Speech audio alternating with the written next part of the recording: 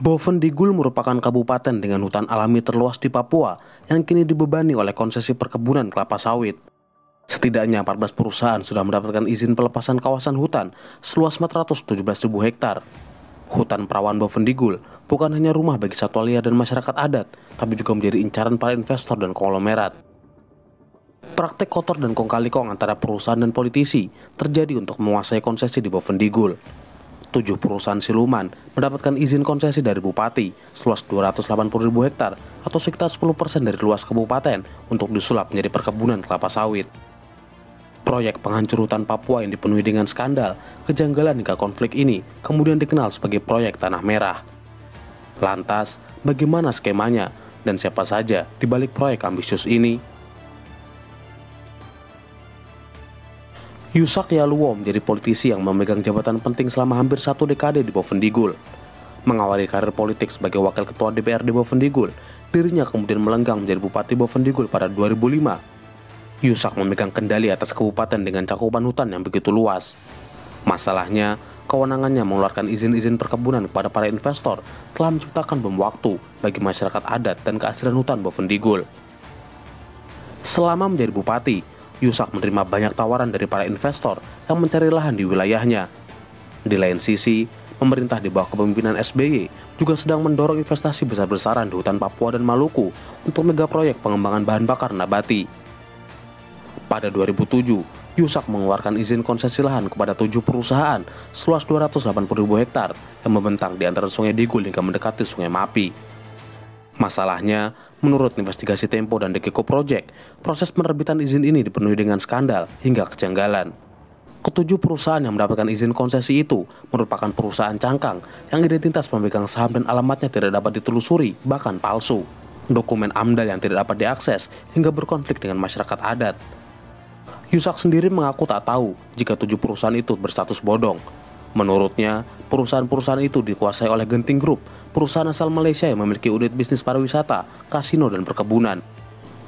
Setelah bertahun-tahun mangkrak, 7 perusahaan itu dibeli oleh konglomerat bernama Khairul Anhar. Khairul Anhar merupakan pengusaha kelahiran Bukit Tinggi yang memiliki perusahaan induk bernama Menara Group. Dirinya juga punya relasi kuat dengan banyak pejabat tinggi Indonesia dan Malaysia. Anak perempuan Khairul, Indah Karlena, menikah dengan Ahmad Syafiq, putra dari Ahmad Zahid Hamidi, Wakil Perdana Menteri Malaysia. Sedangkan anak perempuannya yang lain, Putri Karlena, menikah dengan Arjuna Cakra Candasa, anak dari mantan Menteri Dalam Negeri Indonesia, Cahyo Kumolo.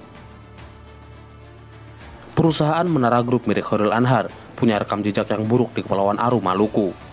Medio 2013, Menara Group mendapatkan penolakan dari masyarakat atas penguasaan lahan seluas 500.000 hektar atau 2/3 wilayah Aru untuk dijadikan perkebunan tebu. Izin konsesi ini dikeluarkan oleh Bupati Teddy Tengko yang kemudian di akhir jabatannya dipenjara akibat kasus korupsi. Pada 2009, Khairul Anhar bertemu dengan Yusak Yaluo membahas kelanjutan izin ke-7 perusahaan yang telah ia beli sebelumnya. Peluang investasi raksasa di Bovendigul membuat tawaran Khairul diterima oleh Yusak. Proses perizinan proyek ini hampir gagal karena Yusak ditangkap KPK akibat kasus korupsi APBD sebesar 64 miliar pada 2010. Ajaibnya, di dalam penjara, Yusak ternyata masih bisa menandatangani dokumen-dokumen yang berkaitan dengan perizinan proyek Tanah Merah. Tak sampai di situ, dirinya juga masih diperbolehkan mencalonkan diri sebagai bupati di periode kedua. Yusak Yaluo menjadi satu dari beberapa kepala daerah yang kembali terpilih meski berstatus tahanan KPK. Dari balik jeru-jerutan Cipinang, Yusak menang telak 1 putaran di Pilkada Bovendigul. Pada Maret 2011, Yusak Yaluo dilantik tapi langsung dinonaktifkan di hari yang sama. Pasca bebas dari penjara, Yusak kembali mencalonkan diri sebagai bupati di Pilkada Bovendigul 2020.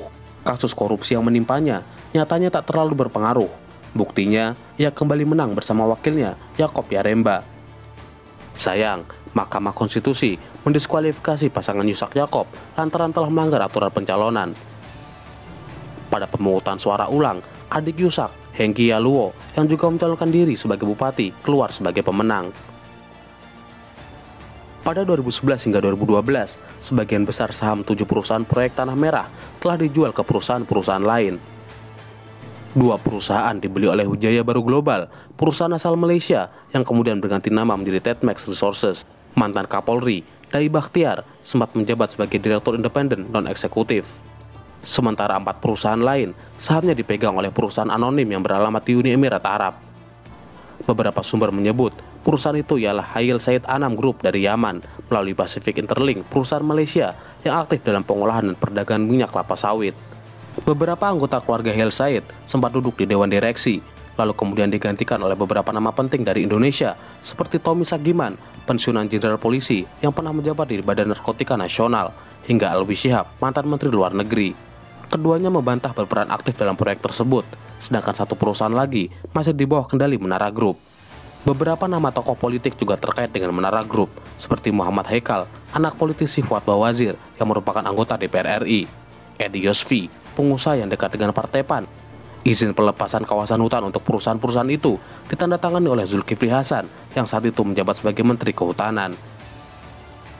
17 tahun berlalu sejak ketujuh perusahaan itu diberikan izin konsesi, tidak pernah ada yang mengaku sebagai pemilik secara terbuka. Para investor yang terlibat menyembunyikan diri tanpa alasan yang pasti.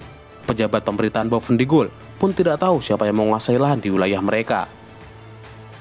Pada 2014, Fabianus Senfahagi, Ketua Lembaga Masyarakat Adat Kabupaten Bovendigul, mendesak pemerintahan Kabupaten Bovendigul untuk membatalkan izin yang telah diberikan kepada Menara Group.